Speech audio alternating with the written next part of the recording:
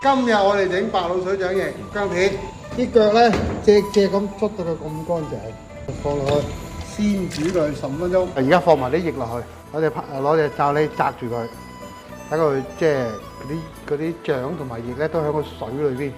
嗱啲水翼咧就夠身㗎啦，11個鐘頭㗎啦。咁咧就而家首先咧要撇咗啲油佢。點解要撇咗啲油佢咧？因為啲油咧，如果你唔撇咗佢咧，佢帶埋落啲滷水度咧，搞到啲滷水咧就好多油，佢就破壞咗啲白滷水啦。一定要撇咗佢。睇油好多油㗎，你睇佢咁嘅就係啦，你先至全部油嚟嘅。啲油咧就撇晒啦，而家就撈起佢，唔關啲水啫。放落煲調好味同埋凍咗個白滷水度。而家撈咗過嚟咧，因為個滷水係凍㗎嘛，即刻等佢咧嗰個掌翼嘅身即刻凍咗佢，一定要均勻咁攪拌佢，等佢咧即刻瞬間凍咗，嗰陣皮先爽㗎。而家冚翻個蓋，咁啊放翻個冰櫃度，等佢浸一晚，浸到個骨都有味啊！